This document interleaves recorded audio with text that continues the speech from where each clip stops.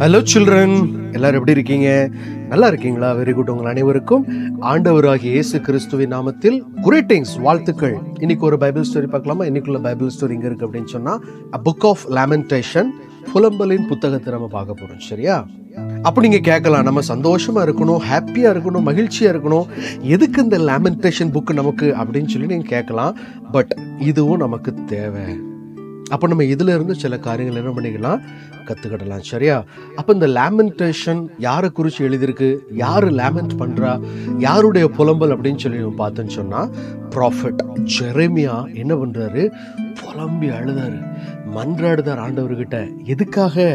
இந்த Jerusalem and ஜூதால உள்ள ஜனங்கள் எல்லாரும் தப்பான வழியில போயிட்டு இருக்கிறாங்க, ஆண்டவருடைய வழியை விட்டு விலகிட்டாங்க, பாவம் செய்யறாங்க. ஃபர்ஸ்ட் சாப்டர்ல 8ஆம் வசனத்தை நம்ம பார்த்தோம்னு சொன்னா, எருசலேம் மிகுதியாய் பாவம் செய்தாள். புலம்புறார் எருசலேமுடைய வீழ்ச்சியை பார்த்து. இந்த எருசலேம் யூத ஜனங்களுடைய வீழ்ச்சி சாத்தானுக்கு ரொம்ப பெரிய மகிழ்ச்சியா இருந்திருக்கும். பட் விடக்கூடாது, எப்படியாவது அந்த ஜனங்களை மீட்கணும். எரேமியா புலம்புதாரு. ஒரு துக்கமான காரியம், ஒரு சோகமான காரியத்தை குறித்து நம்ம கேள்விப்படும் பொழுது நம்ம மனசு அப்படி ப்ரோக் ஆயிரும், உடஞ்சிரும். அப்போ ஆட்டோமேட்டிக்காவே நம்ம என்ன பண்ண ஆரம்பிப்போம், புலம்ப ஆரம்பிப்போம். லேமெண்டேஷன். பாருங்க, ஊர்லலாம் ஒரு பழக்கம் உண்டு. என்னன்னா, யார் வீட்லயாவது யாராவது ஒரு வேளை இறந்துட்டாங்க அப்படின்னு சொன்னாங்கன்னா ஒரு சிலரை கூட்டிட்டு வருவாங்களாம். அவங்க யார் அப்படின்னு சொன்னா, அவங்களுக்கு பணம் கொடுத்தா அவங்க அழுவாங்க. சரியா? கூலிக்கு மாரடிக்கிறவங்க அப்படின்னு சொல்லுவாங்க. சரியா? பட் இந்த இடத்துல நம்ம பார்க்கறது, கூலிக்கு மாரடிக்கிற காரியத்தை நம்ம பார்க்கல, உண்மையாகவே உள்ளம் உடைந்து புலம்புகிற ஒரு தீர்க்கதரிசி தான் நம்ம பார்க்கிறோம். எதுக்காக? அந்த எருசலேமுடைய வீழ்ச்சி, அந்த எருசலேமின் பாவங்களை குறித்து அவர் கதறுகிறார், கண்ணீர் விடுகிறார். அந்த மக்களுக்காக அவர் திறப்பிலே நின்று ஆண்டவரோடு கூட பேசுகிறார். பாருங்க, நம்ம வாழ்க்கையில நம்ம சந்திக்கிற நபர்களுக்கு ஏதாவது பிரச்சனைகள் இருக்கலாம். என் ஃப்ரெண்டு ஃபெயில் ஆகிருக்கலாம், என்னோட ஃப்ரெண்டு வீட்டில் யாராவது ஏதாவது ஒரு ப்ராப்ளம்ல இருக்கலாம். அப்போ அவங்களுடைய அந்த சோகம், அவங்களுடைய அந்த துக்கம் நம்மகிட்ட இருக்குதா? அவங்களுக்காக நம்ம ஆண்டவர்கிட்ட கெஞ்சிரோமா? அவங்களுக்காக நம்ம புலம்புறோமா? ஆண்டவர் உங்ககிட்டையும் என்கிட்டையும் விரும்புறது என்ன அப்படின்னு சொன்னா, ஒருத்தன் கீழே விழுந்து போயிட்டான் அப்படின்னு சொன்னா அவனை தூக்கி விடுங்க. ஒருத்தன் குழியில கிடக்கான அவனை தூக்கி விடு. ஒருத்தன் நீச்சல் அடிக்க தெரியாம தத்தளிச்சுக்கிட்டு இருக்கானா அவனை காப்பாத்து. பட் இது எல்லாத்துக்கும் மேல நம்ம விழுந்துடக்கூடாது.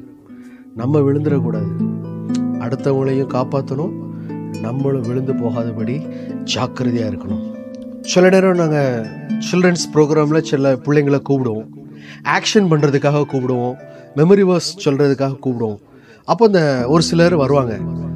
ஆனால் மற்றவங்களும் என்ன பண்ணுவாங்கன்னா சிரிப்பாங்க, ரொம்ப லாஃப் பண்ணுவாங்க, ஏ அப்படின்னு சொல்லி ரொம்ப கிண்டலாக சிரிப்பாங்க.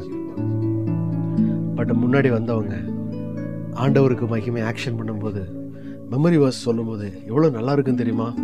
அப்போ நம்ம என்ன பண்ணக்கூடாது அப்படின்னு சொன்னா, அடுத்தவங்களை கேலி பண்ணி சிரிக்கக்கூடாது. அதுக்கு மாற நம்ம என்ன பண்ணணும்னா, அவங்கள என்கரேஜ் பண்ணணும். அப்ப இவர் என்ன பண்றாரு, எருசலேம் விழுந்து போச்சு, எருசலேம் பாவத்துல இருக்குது.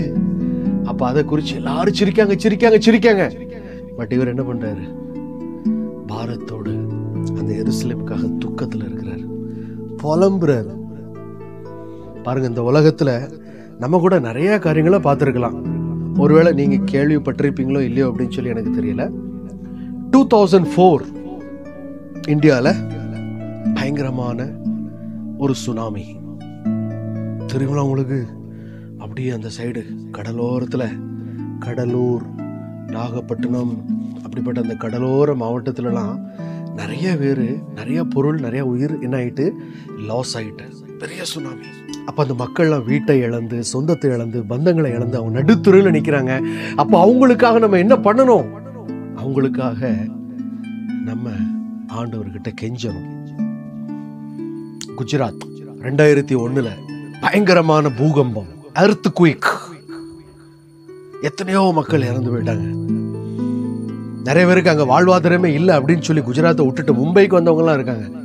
அதுக்கப்புறம் இங்கே வந்து தொழில் ஸ்டார்ட் பண்ணி இன்னைக்கு நல்ல லெவலில் இருக்கிறவங்க நிறைய பேர் இருக்காங்க. அந்த பூகம்பத்தால் வீட்டை இழந்தவங்க, குடும்பத்தை இழந்தவங்க, சொந்தத்தை இழந்தவங்க, இந்த மாதிரி செய்திகளெல்லாம் கேட்கும் பொழுது எப்படி இருக்கு பாருங்க. எரேமியா புலம்புறாரு. நம்மளும் கேட்குறோம். சந்தோஷத்துக்காக இல்லை, நம்ம ஆண்டவர்கிட்ட கெஞ்சணும், ஆண்டவர்கிட்ட கதறணும். 2015 சென்னையில் பயங்கரமான ஃப்ளட்ஸ், 2005 மும்பையில் பயங்கரமான ஃப்ளட். தண்ணி எங்க பார்த்தாலும் தண்ணியினால் எத்தனையோ வீடுகள் முங்கிட்டு, எத்தனையோ பேர் மரணம். ஆனாலும் ஜனங்களுக்காக, இந்த மக்களுடைய பாதுகாப்பிற்காக நம்ம ஜெபம்ன்றோமா, நம்ம புலம்புறோமா?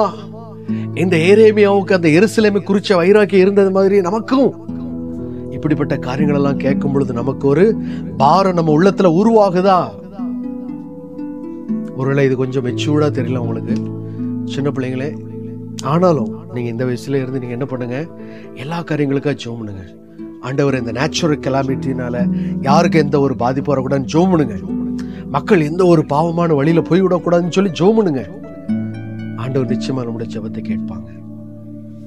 உலகத்திலே அதிகமான டெத், கொரோனா டெத், யுஎஸ்ல அதிகமான மக்கள் பலியாகிட்டு இருக்கிறாங்க. இன்னைக்குள்ள டேட்ல பார்த்தா நம்ம இந்தியா 2nd place, 2வது இடத்துல நம்ம இருக்கோம்.